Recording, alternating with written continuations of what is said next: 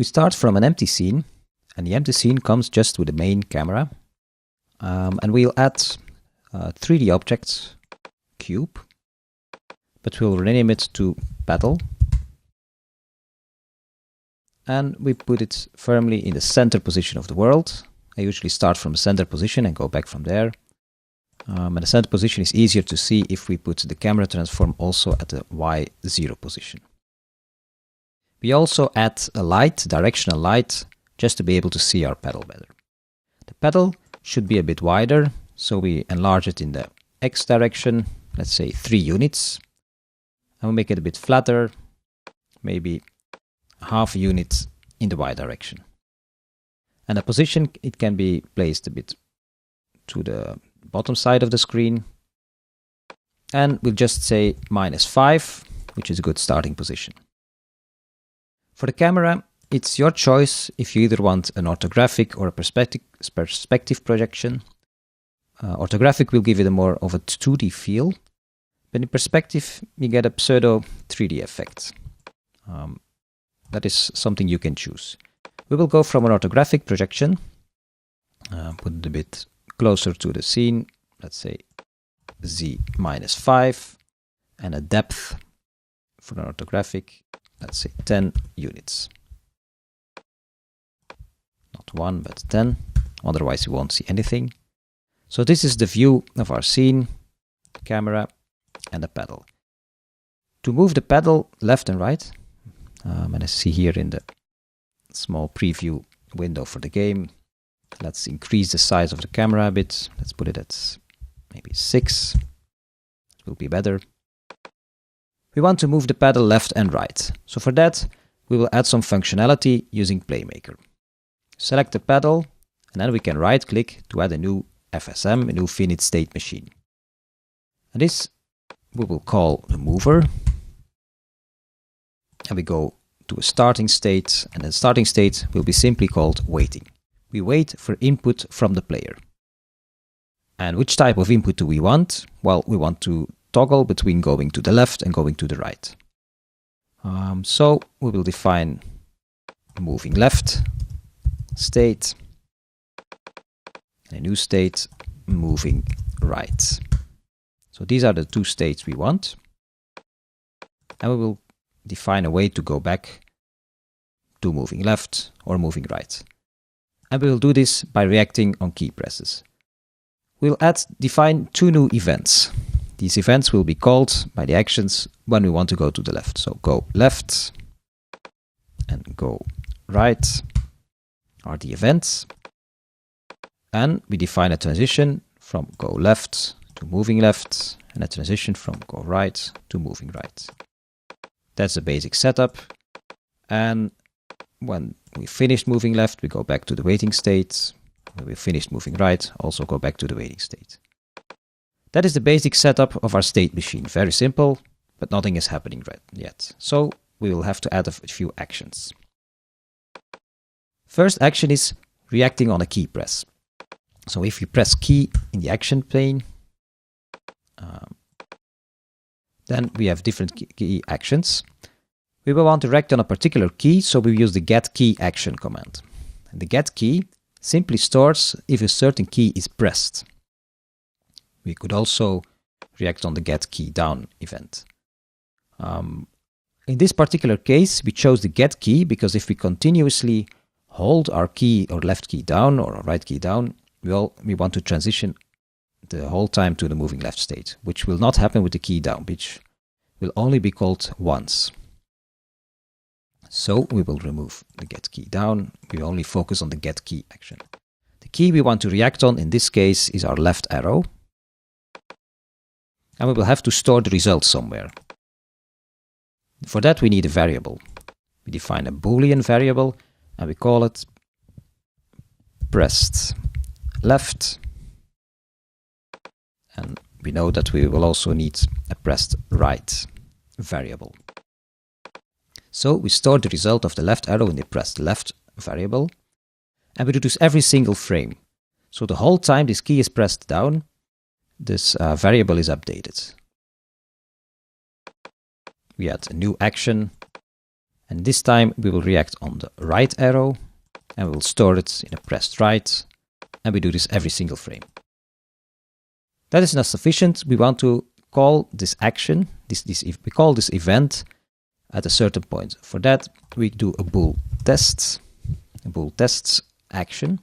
And the bool test action will call an event based on the value of a Boolean variable. In this case, the pressed left variable. Whenever it is true, we will call the go left event. And we do this every single frame.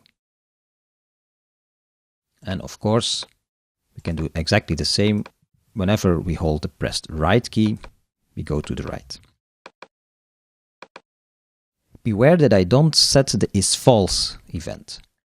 Because if I let go of the pressed left event, might be that there's nothing pressed or that the right key is pressed.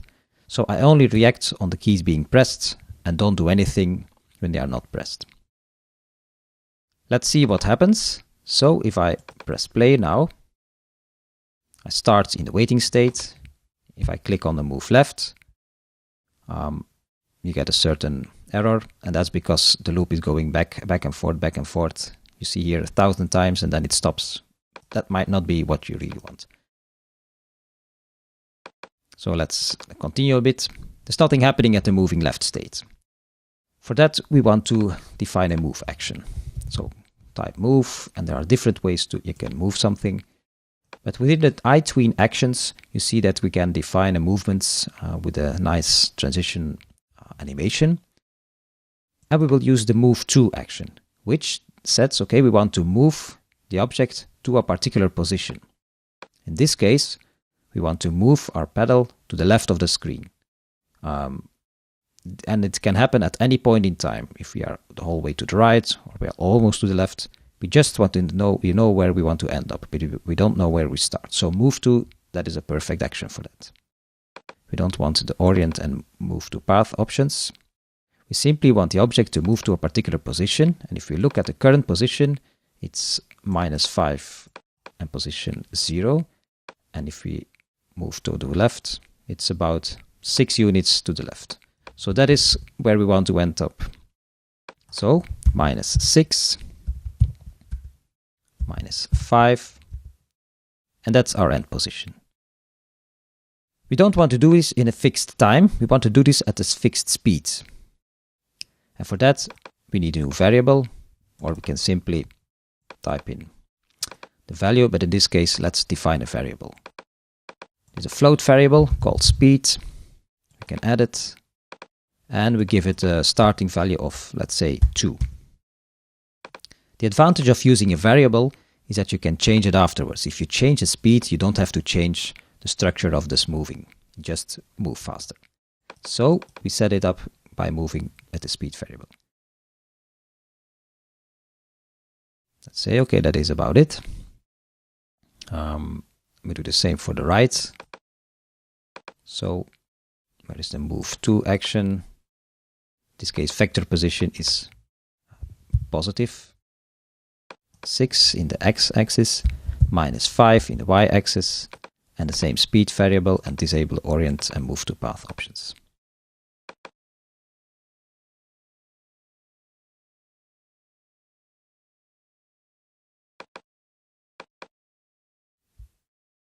Now we can move left, but you see the pedal is just moving all the way to the left.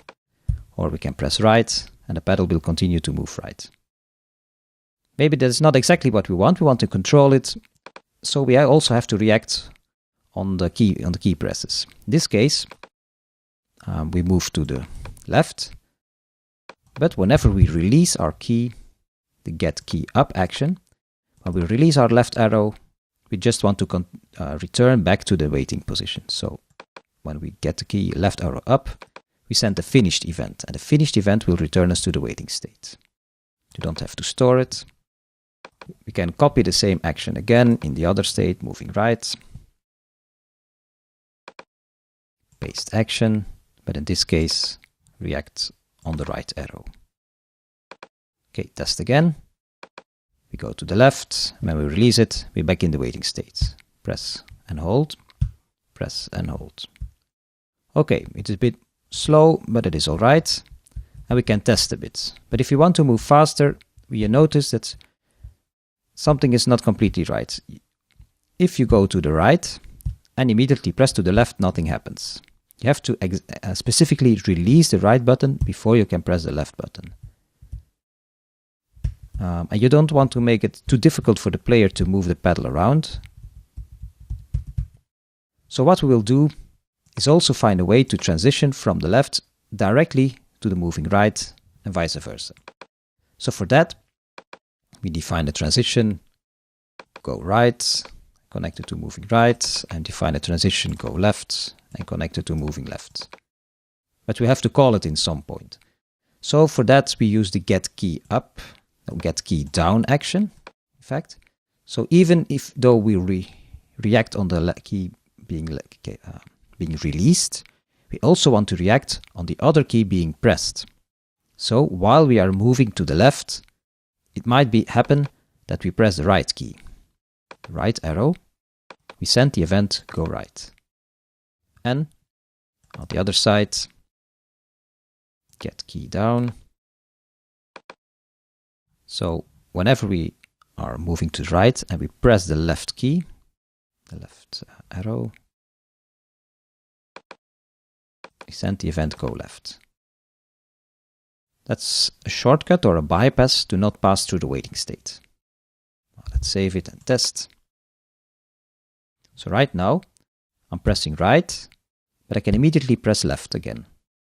And to go right, I release right and press it again. So now I can transition between left and right much faster.